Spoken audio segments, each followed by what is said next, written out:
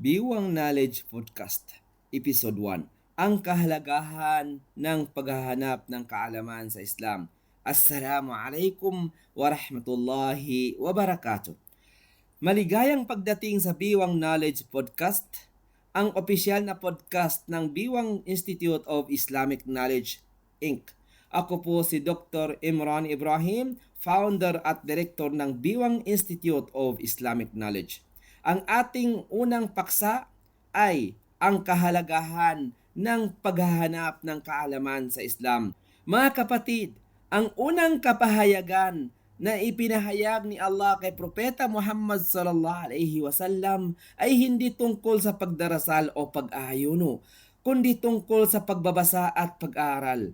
Sinabi ni Allah sa Quran, Iqra bismi rabbikal ladzi khalaq. Khalaqal insana min 'alaq.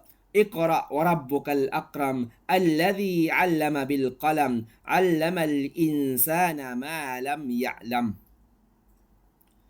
Basahin mo sa ngalan ng iyong Panginoon na siyang lumikha. Nilikha niya ang tao mula sa namuong dugo. Basahin mo at ang iyong Panginoon ang pinakamapagbigay na nagturo sa pamamagitan ng panulat at nagturo sa tao ng mga bagay na hindi niya nalaman. Ipinapakita nito na ang kaalaman ang pundasyon ng Islam. Kung walang kaalaman, hindi magiging tama ang ating pagsamba, pag-uugali at mga desisyon sa buhay. Sinabi rin ni Allah, Yarfa'illahu alladhina amanu minkum walladhina utul ilma darajat. Itataas ni Allah ang antas ng mga sumasampalataya sa inyo at ng mga pinagkalooban ng kaalaman. Mga kapatid, ang kaalaman ay hindi lamang tungkol sa relihiyon.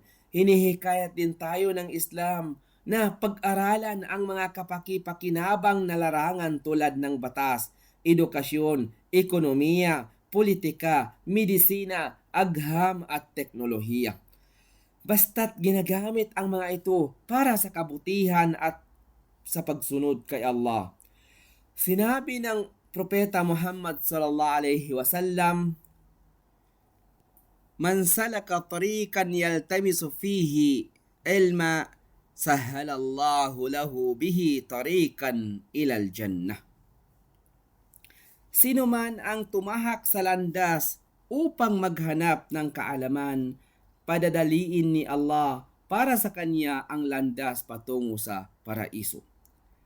Subalit, tandaan natin na ang tunay na kaalaman ay dapat samahan ng mabuting gawa.